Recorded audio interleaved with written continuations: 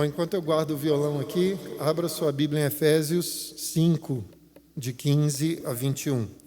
Essa carta de Paulo, ela é uma carta muito interessante, porque ela é diferente de outras que Paulo escreveu.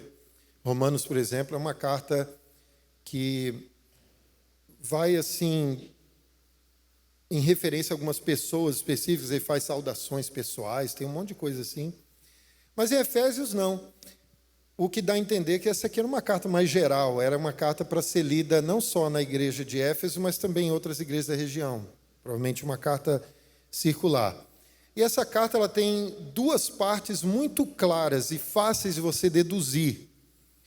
A primeira parte é uma parte que fala sobre a natureza da igreja gloriosa de Cristo. Vai dos capítulos 1 até o capítulo 3.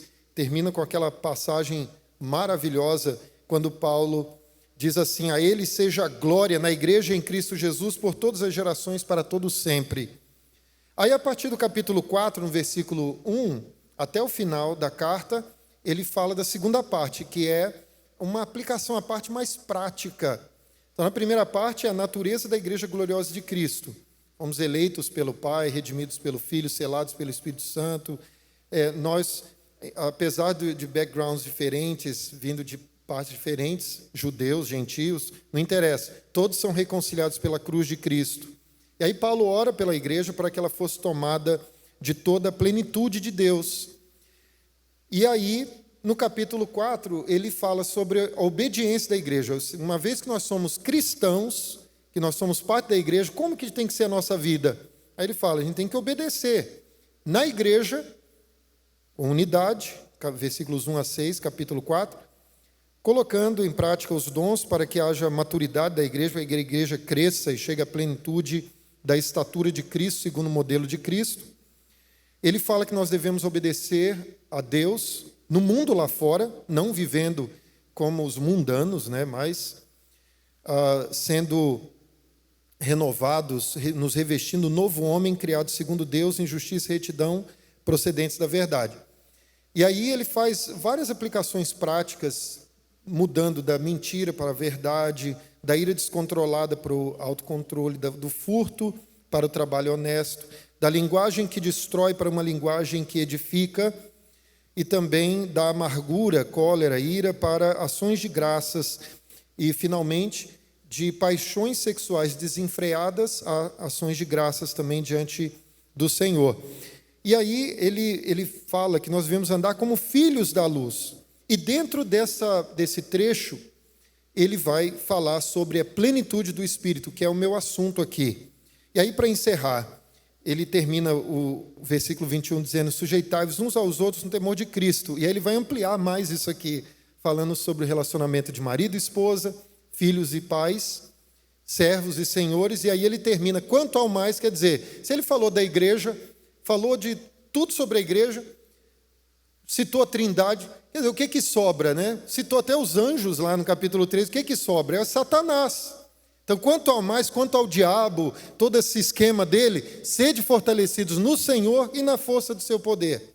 E aí ele fala da armadura de Deus e fecha então a sua carta dessa forma, dizendo que a gente tem que se fortalecer para resistir às investidas do inimigo. Então vamos olhar aqui no capítulo 5, versículos 15 a 21, para que a gente conheça um pouco mais sobre a plenitude do Espírito Santo. Portanto, vede prudentemente como andais, não como nécios, e sim como sábios, remindo o tempo, porque os dias são maus. Por essa razão, não vos torneis insensatos, mas procurai compreender qual a vontade do Senhor. E não vos embriagueis com vinho, no qual há dissolução, mas enchei-vos do Espírito, falando entre vós com salmos, entoando e louvando de coração ao Senhor, com hinos e cânticos espirituais, dando sempre graças por tudo a nosso Deus e Pai, em nome do nosso Senhor Jesus Cristo, sujeitando-vos uns aos outros no temor de Cristo. Muito se fala hoje sobre a plenitude do Espírito, e tem alguns conceitos muito populares por aí no meio evangélico. Tem algumas pessoas que acreditam que a plenitude do Espírito tem a ver com falar em línguas e ter revelações extra-bíblicas. E eu vou dizer para você já de cara que isso não tem nada a ver com a plenitude do Espírito. É claro que a igreja ficou cheia do Espírito quando o Espírito Santo desceu sobre a igreja, lá em Atos, no capítulo 2. E aí, uma vez que o Espírito Santo desceu sobre a igreja, eles falaram em outros idiomas.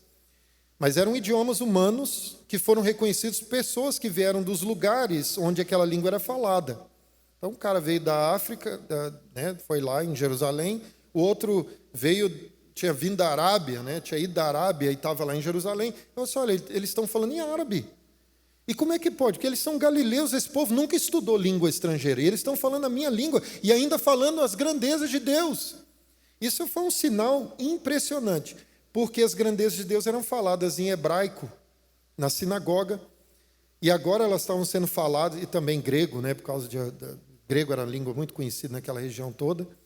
E agora as grandezas de Deus estavam sendo faladas em outros idiomas. Então foi um sinal poderoso para a igreja de que era chegada a hora de serem testemunhas de Cristo em Jerusalém, na Judéia e Samaria, até os confins da terra. E um sinal de juízo para os judeus. Vocês rejeitaram a Cristo, olha só. Agora as outras nações, os gentios, vão falar das grandezas de Deus. Isso não é um privilégio só para Israel, mas não. Todo mundo agora, o mundo inteiro, gente de toda parte, vai conhecer o evangelho do reino. Então a igreja ficou cheia do Espírito Santo quando o Espírito Santo desceu. E aí veio esse sinal maravilhoso. Tem gente que acha que a plenitude do Espírito Santo é como um choque elétrico, E aí você toma aquele choque assim, pronto, fica cheio do Espírito Santo. E aí tem gente que promove acampamento, eventos, conferências, não sei o quê, para a pessoa tomar aquele choque do Espírito Santo e ficar cheio do Espírito Santo. Não é assim. Não é assim. A gente vai ver hoje que a plenitude do Espírito Santo, ela é o resultado de um processo contínuo na vida do cristão. A plenitude do Espírito Santo tem a ver com ser tomado pelo Espírito Santo de Deus e ser controlado por Ele. É a resposta de oração de Paulo, quando ele diz assim, ele orou para que a igreja fosse tomada da plenitude de Deus. É quando o cristão, ele consegue enxergar as coisas espirituais de uma forma muito nítida. Porque o que a gente tem é aquilo que os nossos sentidos conseguem captar. Então, por isso que é mais fácil para a gente se concentrar nas coisas do aqui e do agora, em vez de se concentrar nas coisas celestiais. Porque o aqui e agora são coisas que a gente apalpa, a gente vê, a gente está lidando com elas diariamente.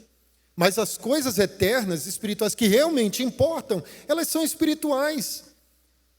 Elas não se veem, mas são eternas. Elas é que importam de fato. E ser tomado de toda a plenitude de Deus é isso, é a gente se desligar do aqui e do agora e pensar na glória por vir. Mas vamos falar sobre algumas coisas antes da gente chegar exatamente no versículo 18. Paulo começa dizendo assim, portanto, vede prudentemente como andais, não como nécios e sim como sábios. Paulo está falando sobre a vida diária. Ele está dizendo assim, façam uma análise da maneira como vocês vivem. O verbo andar, do grego peripatel, ele não é necessariamente se locomover nesse sentido. A gente usa assim em português também, Eu lembro minha mãe falando assim, vê como é que você anda, hein, menino? O andar, aí na verdade é viver. Então façam uma análise cuidadosa, minuciosa da vida de vocês. Por que eu estou falando isso? Porque a palavra prudentemente aqui, ela é a mesma palavra que foi traduzida lá em Lucas, no capítulo 1, como acurada, a pesquisa que Lucas havia feito. A mesma palavra é traduzida lá como acurada investigação, aqui é traduzido como prudentemente. A gente precisa fazer uma análise, então, acurada da maneira como a gente vive. Tem que fazer uma análise cuidadosa, minuciosa. Você costuma fazer isso quando você está orando, quando você está lendo a palavra de Deus? Quando o pastor diz assim, irmãos, vamos orar silenciosamente, confessando os pecados ao Senhor. É uma oportunidade boa para você fazer uma análise de como que você está vivendo, em que você está gastando o seu tempo. Se você está desperdiçando o seu tempo ou se você tem usado o seu tempo com sabedoria, que é a intenção de Paulo aqui é essa. Não como nécios e sim como sábios. Por quê? Porque se você fizer uma análise da sua vida como nécio, você vai priorizar o que não é importante. Mas se você fizer uma análise da sua vida com sabedoria, aí sim você vai priorizar o que é importante. Não, eu tenho que gastar meu tempo com isso aqui é importante. Ali é bobagem. Vou desperdiçar o meu tempo se eu gastar meu tempo com aquilo, percebe? Então, nós precisamos ser sábios, porque o sábio, ele sabe o que é importante. O nécio, não. O nécio, ele só se preocupa com coisas que não têm importância nenhuma. Eu já vou falar um pouco mais sobre isso em detalhes. Aí Paulo diz no versículo 16, remindo o tempo, porque os dias são maus. Parece assim, você vai resgatar o tempo, né? Como é que a gente resgata, redime, ou consegue remir um tempo? O tempo é assim, ele é igual à água do rio, que ela vai passando constantemente. E interessante que o tempo não é elástico. Às vezes a gente pensa que é, né? A gente fala, não, vou fazer isso aqui, depois vou fazer aquilo, depois vou fazer aquilo outro, achando que você vai conseguir esticar o tempo. E o tempo não é elástico, você não estica. Então a gente tem que saber mesmo onde nós vamos concentrar os nossos esforços. Mas como que a gente resgata o tempo? É fazendo um bom uso das oportunidades. É assim que a gente resgata o tempo. Porque uma vez que o tempo passou, a oportunidade já foi. Então, eu vou ler uma outra passagem aqui para mostrar para vocês como que a gente pode remir o tempo. E Paulo diz, porque os dias são maus. O fato de os dias serem maus significa que a gente tem oportunidade para fazer coisa errada o tempo todo.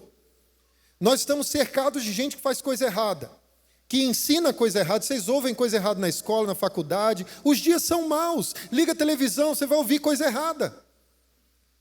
Assiste um filme, você vai ver coisa errada. Então tem que ter um filtro ali, porque os dias são maus. A gente tem a oportunidade para fazer coisa errada o tempo todo. Então como que a gente vai remir o tempo? Se a gente usar a oportunidade para fazer o que é certo, o que glorifica ao Senhor. Então abra sua Bíblia lá agora em 1 Coríntios capítulo 3, e nós vamos ver como que a gente pode remir o tempo. 1 Coríntios capítulo 3.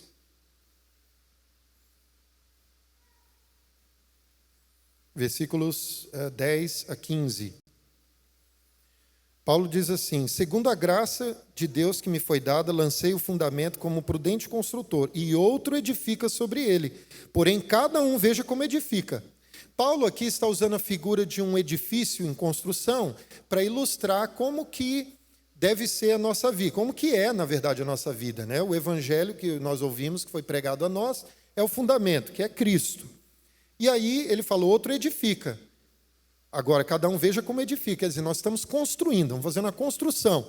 Então, a nossa vida é comparada com a construção. Tudo que a gente faz é comparado com a construção. E aí ele diz assim, ele fala dos materiais de construção. Olha aqui. Porque ninguém pode lançar outro fundamento além do que foi posto, qual é Jesus Cristo. Contudo, se o que alguém edifica sobre o fundamento é ouro, prata, pedras preciosas, madeira, feno e palha, manifesta se tornará a obra de cada um, pois o dia a demonstrará, porque está sendo revelado pelo fogo. E qual seja a obra de cada um, o próprio fogo o provará. Se permanecer a obra de alguém que sobre o fundamento edificou, esse receberá galardão. Se a obra de alguém se queimar, sofrerá ele dano, mas esse mesmo será salvo, todavia, como que através do fogo. Então vamos voltar aqui para a figura da construção. Nós estamos construindo. Então a gente tem alguns materiais de construção disponíveis para nós. Quais são os materiais de construção? Madeira, feno, palha, o que mais? Ouro, prata, pedras preciosas. São 6. Mas esses 6 podem ser organizados em 2 categorias, que Paulo mesmo organiza aqui. Ouro, prata, pedras preciosas. É uma categoria das coisas que não são destruídas pelo fogo. Elas permanecem. A outra categoria são de coisas que são perecíveis pelo fogo. Madeira, feno e palha. O que significa construir com ouro, prata e pedras preciosas? É você gastar o seu tempo com coisas úteis.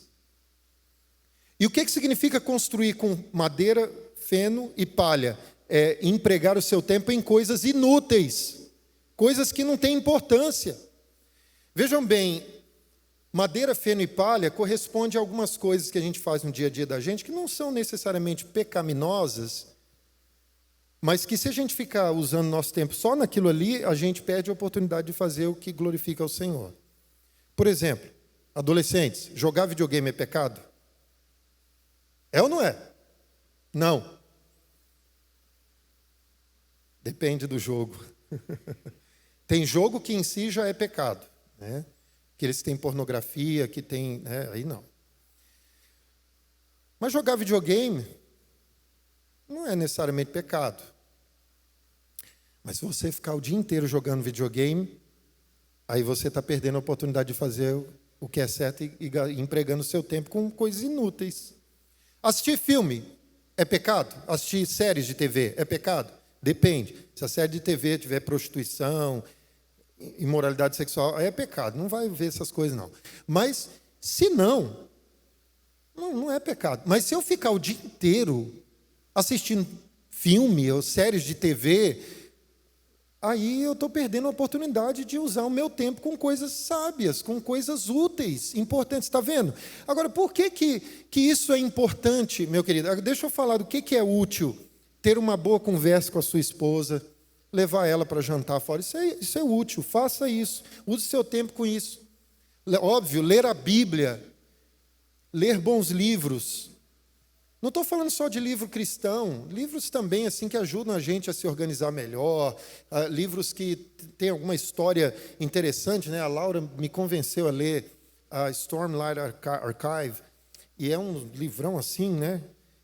E tal, não sei o quê. Mas a história é tão interessante e a gente vê ali princípios do Evangelho ali por trás ali da história. É muito interessante. Então leia, né? Igual o Senhor dos Anéis, você vê muitos princípios bíblicos por trás ali dos relacionamentos, das lutas, das intrigas, das disputas e tal.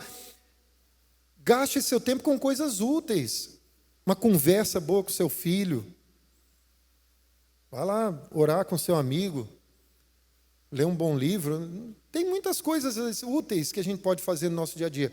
Por que isso é importante? Porque Paulo diz lá em 2 Coríntios, no capítulo 5, no versículo 10, o seguinte. Isso aqui é muito sério. Porque importa que todos nós compareçamos perante o tribunal de Cristo, para que cada um receba segundo o bem ou o mal que tiver feito por meio do corpo. As duas palavras bem ou mal aqui são traduções que poderiam ser melhor compreendidas como útil e inútil. Meu irmão querido, nós seremos julgados para fins de remuneração, não para condenação, obviamente, porque Cristo sofreu a nossa condenação lá na cruz do Calvário. Mas nós seremos julgados para fins de remuneração, para receber o galardão, o prêmio. E o critério vai ser esse, como que você usou o seu tempo. Olha como que isso é sério. Seremos julgados segundo o que fazemos de útil ou inútil. Vocês estão entendendo agora por que nós precisamos ser sábios na maneira de analisar a nossa vida? A gente tem que aprender a priorizar aquilo que é importante, aquilo que é útil, e gastar o tempo e empregar o nosso tempo com isso. Pergunte a você mesmo, será que é útil eu fazer isso durante tanto tempo? Ou fazer isso? É inútil, então não vou fazer o que é útil. Por essa razão, diz Paulo, não vos torneis insensatos, mas procurai compreender qual a vontade do Senhor. A melhor maneira de nós sabermos o que é útil é conhecer qual é a vontade do Senhor. E muita gente entende que a vontade do Senhor é uma coisa secreta que a gente não sabe. Será que Deus quer que eu tenha mais um filho? Será que Deus quer que eu mude de cidade? Será que Ele quer que eu vá para o Colorado? Porque eu ouvi dizer que lá está tendo uma demanda muito grande de trabalho lá, então eu vou para lá agora, né? E quer descobrir a vontade de Deus para o dia de amanhã. Será que é lícito para nós descobrir a vontade secreta de Deus? O que diz Deuteronômio 29, 29? As coisas encobertas pertencem ao Senhor nosso Deus, não pertencem a nós. Então a gente não tem que querer descobrir a vontade secreta de Deus. As reveladas pertencem a nós e aos nossos filhos, para que cumpramos as suas leis. Você quer saber como empregar o seu tempo com coisas úteis? Então estude e compreenda a vontade do Senhor no sentido dos mandamentos dele. Porque os mandamentos de Deus são a sua vontade revelada. É o que Ele quer que nós façamos. Se nós conhecemos a lei do Senhor, então nós vamos saber em que deveremos empregar o nosso tempo. Como que seremos sábios no uso, na administração do nosso tempo. Não com coisas inúteis, mas com coisas úteis. Irmãos, a gente precisa tomar muito cuidado, muito, ainda mais agora nessa geração, né, do celular. Às vezes eu estou preparando meu sermão, e eu uso muito meu celular para preparar o sermão, porque às vezes eu preciso fazer uma pesquisa de referências bíblicas, e tem uma ferramenta aqui no Olive Tree Bible que é muito legal. Eu faço ali a palavra ali, e eu tenho várias versões e tal, aparecem todas as ocorrências daquela palavra e tal, então é uma ferramenta boa. Aí eu pego ali o meu celular, né, e vou olhar o texto ali para fazer a pesquisa bíblica, aí eu vejo um númerozinho assim, né, tem aquela parte de mensagens, né, aí tem um número ali, 15, aí eu recebi mensagem, aí vou lá, clico, aí começa, né, fulano, eu vou responder, então, aí vai, quando eu vejo, deixa eu ver as notícias, aí não sei o que, daqui a pouco eu estou distraído, cadê meu sermão? Que não sai mais. Porque agora eu estou distraído com um monte de coisa que o celular fica mostrando assim, né? Cuidado, meu irmão, porque isso aqui é tentação para a gente ficar, né? Olha que vídeo interessante, aí já vem outro vídeo logo em seguida, olha que não sei o quê, aí vem outro vídeo, e é interessante que o computador, ele é conectado com um supercomputador que registra tudo que você olha, tudo que você vê, tudo que você clica. Ele registra tudo, e aí ele fala, esse cara aqui gosta disso, então eu vou ficar mandando isso, porque eu quero segurar ele o máximo que eu puder, olhando para a telinha desse celular, porque aí a companhia vai falar assim, ele aqui gosta disso, disso, aquilo, que você pode mandar essa publicidade para ele, e o pessoal faz dinheiro às suas custas. Muito cuidado. Aqueles que lutam contra a pornografia, eu vou dizer para vocês, é uma luta terrível, porque o computadorzão lá vai saber que você clicou em material pornográfico e vai ficar mandando isso para você, direto.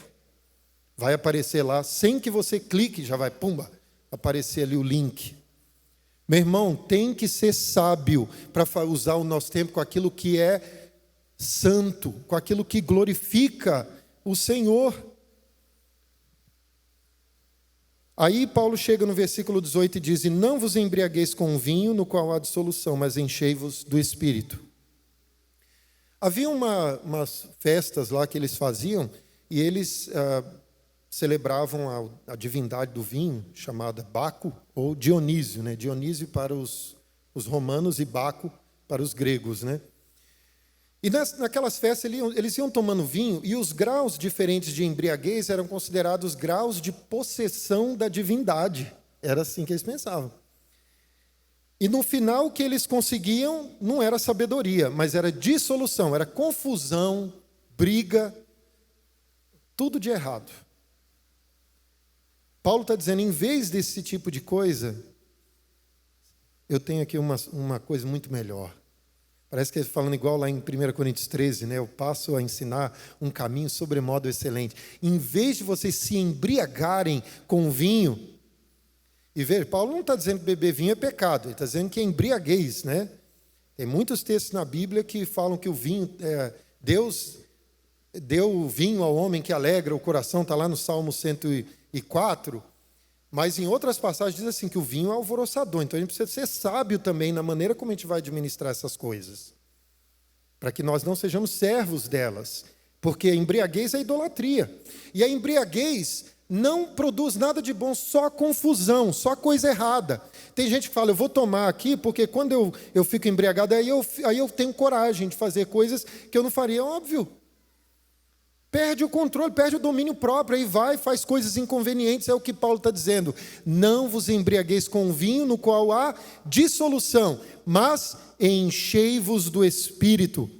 A palavra usada aqui é um verbo que está numa voz que não é muito comum no grego, a voz média.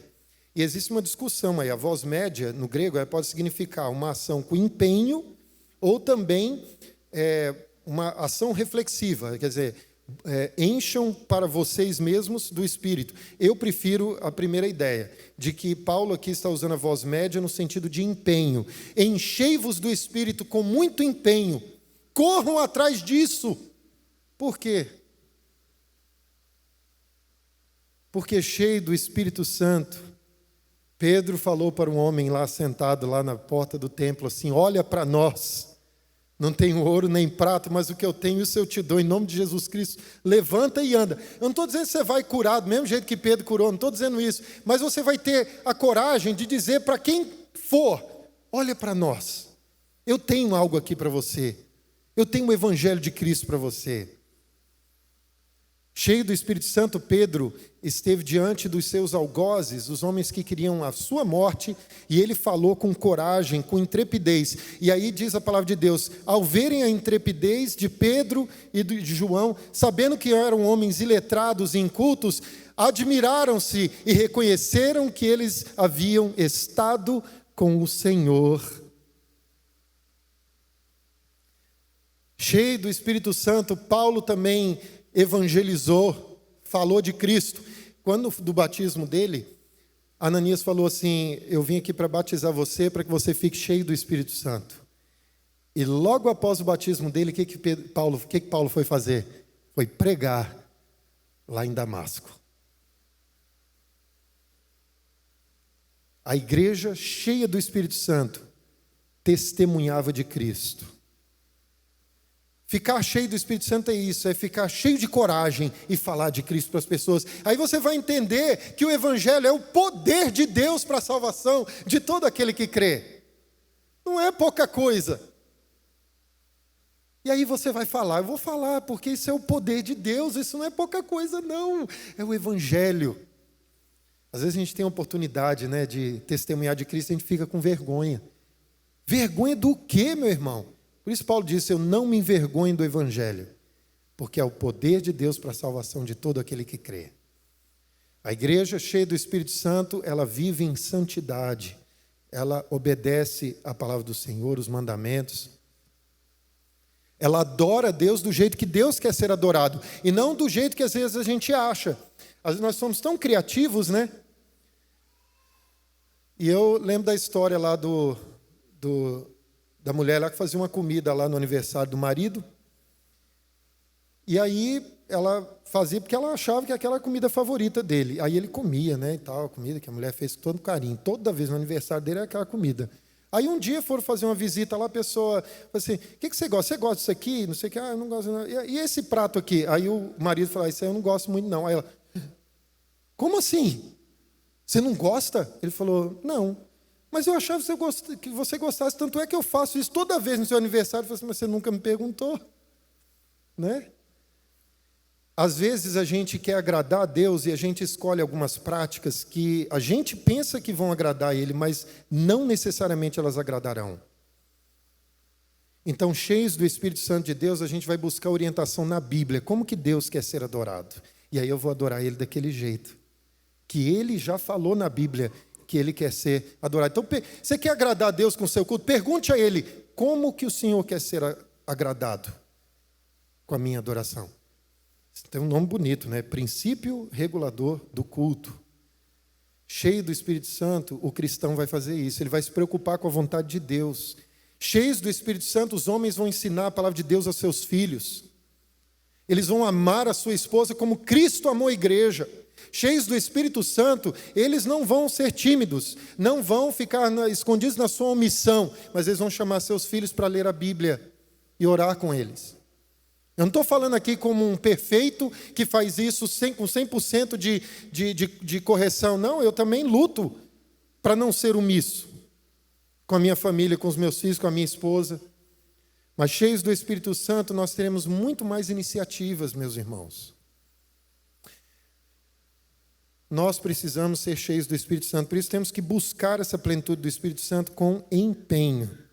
Como? A plenitude do Espírito Santo não é uma experiência assim, papo. Em alguns momentos foi na história da igreja e tal, mas o que a gente está vendo aqui é que ela é um resultado de um processo contínuo de busca empenhada pela plenitude do Espírito. Olha o que Paulo fala.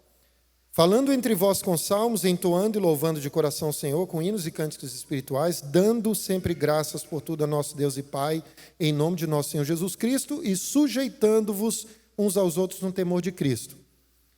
Todos esses verbos aqui, eles estão num tempo verbal muito interessante da língua portuguesa. Qual que é o tempo verbal? Gerúndio. O que o gerúndio significa? Que aquela ação é uma ação contínua. E isso aí foi uma tradução fiel do grego. O grego é assim, é o particípio no grego, tem essa ideia de ação contínua. Paulo está dizendo assim, vocês vão ficar cheios do Espírito Santo se vocês fizerem essas coisas aqui, à medida que vocês fizerem elas constantemente. Enchei-vos do Espírito com empenho, falando entre vós com salmos. Por que falando entre vós com salmos? Interessante que há um contraste aqui. Aqui diz assim, falando entre vós. Aqui tem uma direção mais horizontal. Aí depois diz, entoando e louvando de coração ao Senhor. Agora a direção é mais vertical, com hinos e cânticos espirituais. Mas por que falando entre vós com salmos? Por que salmos? Alguém tem alguma ideia? Por que salmos? Por que não falando entre vós com Levítico? Por que não diz falando entre vós com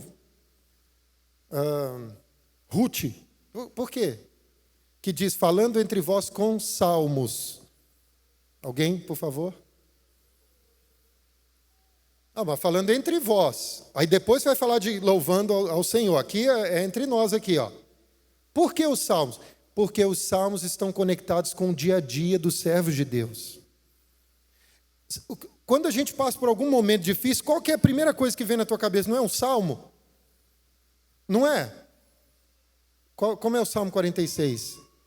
Deus é o nosso refúgio e fortaleza, socorro bem presente nas tribulações. É a primeira coisa que vem na cabeça. Alguém está passando por dificuldade. Meu irmão, lembra disso aqui, ó, o Senhor é o meu pastor e nada me faltará. Isso é encorajar um ao outro com salmos. O irmão recebeu a bênção do Senhor. Olha aqui ó, o texto aqui, ó.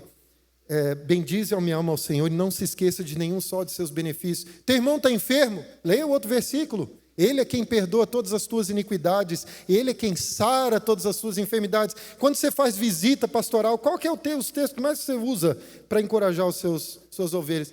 Não sei o seu caso, mas o meu é salmo. É salmo, meu irmão. Os salmos são importantíssimos porque eles se conectam com a experiência do salmista, com a nossa experiência. São os textos que melhor vêm na nossa mente para a gente encorajar um ao outro. Aí ele diz aqui, também, entoando e louvando de coração, com hinos, cânticos espirituais. Algumas pessoas entendem que isso aqui está falando que a gente só pode cantar salmo no culto. Eu discordo disso. Eu entendo que hinos e cânticos claro que são referências aos salmos, a gente deve cantar os salmos, mas quando fala de cânticos espirituais, o William Hendrickson concorda com isso,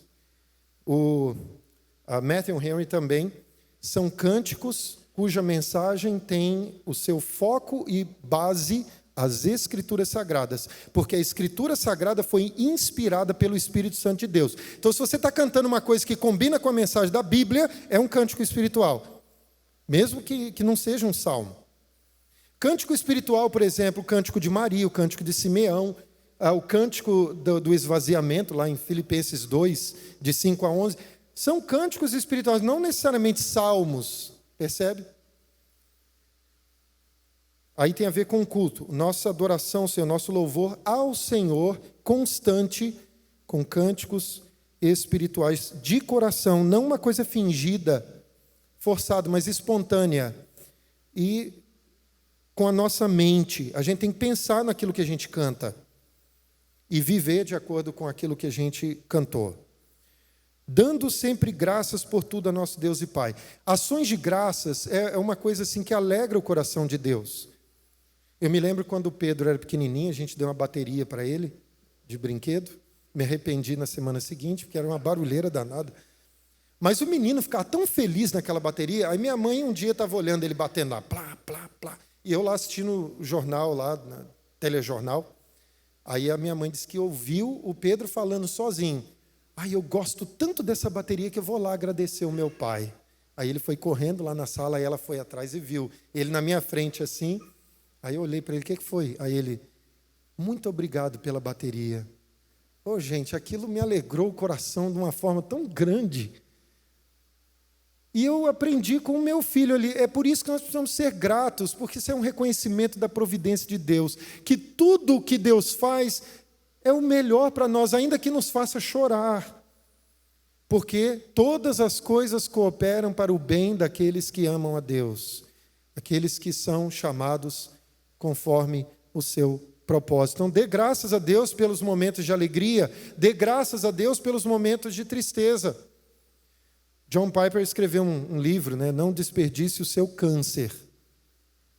Porque a gente, né, fica só pedindo, né, me cura, cura, cura.